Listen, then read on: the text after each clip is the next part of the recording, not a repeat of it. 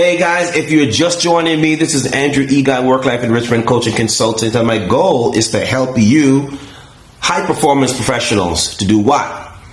To have a focus and get meaning from what you do so you can have clarity so you can build a radically resilient work life. So what I'm about to talk to you about right now is something that is probably taboo. It's something that gurus are not tell you about this, by the way.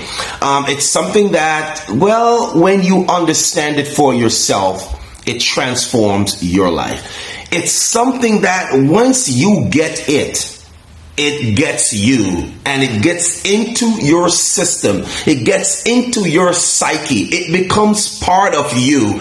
And when people talk about you, you celebrate instead of feeling upset or feeling down or feeling ashamed. You feel more alive when people talk about you, especially if they're talking about you and what they're saying about you makes no sense at all. All right? So what is that you're talking about, Andrew? Well, it may not be new for you. It's a sense of self and identity that empowers you to live a radically resilient work life. Andrew, what are you talking about? Okay, let me break it down. The most common things that I've seen, even when I'm on social media or when I'm working with clients, they always say, I don't feel like I'm good enough. Heard that before? Yeah. I don't feel like I'm good enough. Now, exactly what does that mean? I don't feel like I'm good enough. Have you ever heard that before? Or have you ever asked yourself that before? I'm not good enough. Take a minute to think about that. When was the last time you had that thought about you? Could have been yesterday. Could have been 10 seconds ago. I remember many years ago, quick story, when I was living in foster homes in Jamaica. I'm originally from Jamaica, by the way. And things were tough, very tough. Matter of fact, I started living in foster home when I was 6 years old. And my mom left to come to Canada so she can make a better life for me and my siblings. It was really, really, really rough. I remember sometimes I used to cry to go to school. I remember sometimes I would want to go to school and didn't get a chance to go to school. Sometimes probably one day a week I might get to go to school. Other times a day or two here. It just didn't pan out, the way I wanted it to work out. And so I struggled. I didn't know how to read well. I couldn't do math. My self-esteem was shot. When people talk about me, it used to impact me negatively because I believe that what they were saying about me was actually true. Like, I bought into what they were saying. And when I say buy in, I want you to think of when somebody speaks to you, they're selling you something. When people speak about you, they're advertising what they are about to say about you. Let me say that again.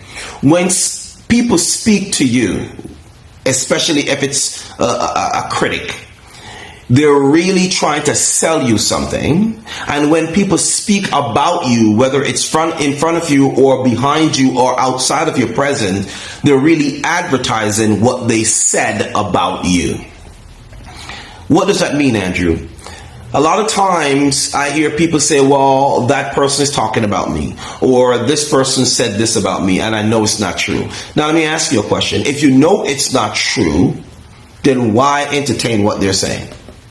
Do you think the Elon Musk of life? Do you think the Denzel Washingtons of life? Do you think the superstars of life care about what others are saying? There's probably only one person who really cares about that, and I'm hoping that he's moved on with his life since then. Probably Will Smith. It was said that Chris Rock says something about his wife or his estranged wife, and he just blew up, right?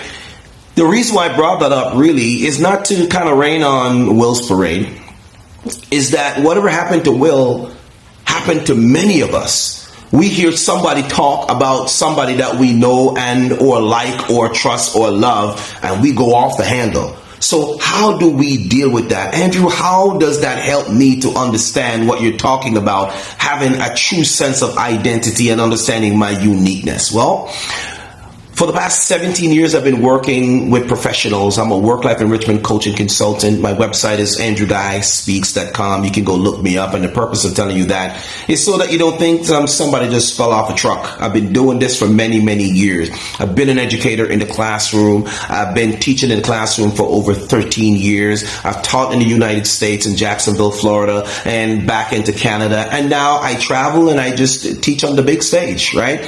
And so I'm learning now how to use this TikTok stuff, through the help of my two sons, who are helping me to use this TikTok and social media to get out there and to talk to more people, right, when I'm not on stage.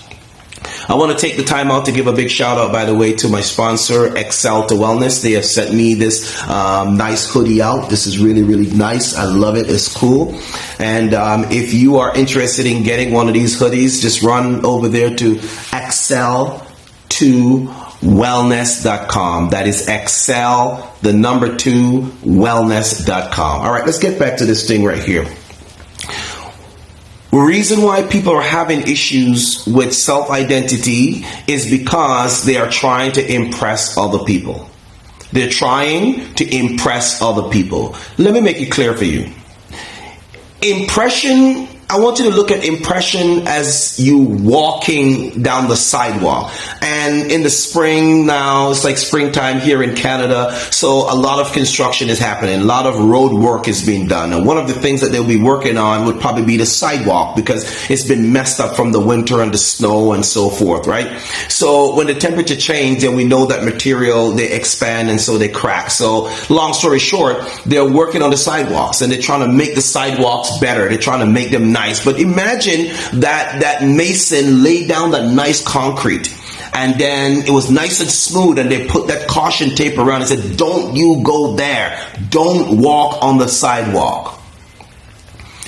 And you are one of those curious little kids. You're 4 or 5 years old and say, Mommy, Daddy, wow, look at that. It's so smooth.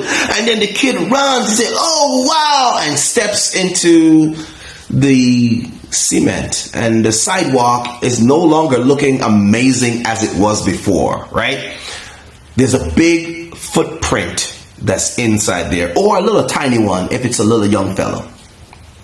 What's the purpose of telling you this story? The imprint from the child stepping in the concrete, or not the concrete, the cement, because it's nice and smooth and it's soft. It's cement when it's not hard, but it's concrete when it becomes hardened, right? So the kid's step on the sidewalk, just finished, freshly done. There's an imprint that's there. Her impression is left on the sidewalk, so you can see the footprint. What does this mean to you? Impression is for you. Your goal in life is not to impress other people, because other people is an external factor, right? Impression is for you. You have to impress you. And based on how you feel about yourself, then you have what I call expression. So impression is an internal buildup of you, your expertise, your skill set, your uniqueness, and all the things that makes you you. It's like the ingredients that you use to make a cake. The expression of the cake is what it tastes like. Wow. So your impression is how you feel about you, and then when you express yourself, that is your expression. Your expression is what people use to connect with you. So if you fail to express yourself properly, don't forget the properly, then guess what? You will be trying to impress other people. And impression is what you give to yourself. You're giving away what you should have given to yourself to other people. And what do you get when you try to impress other people who are not impressed by you? Well, you know what happened? They blackball you. They become resentful. They say, man, get out of my face. Who are you? People know when you are trying too hard. You're working too hard. So what I want you to understand, what I'm going to talk about in my next session here, is how to make sure that you retain your self-identity so you can express the right you.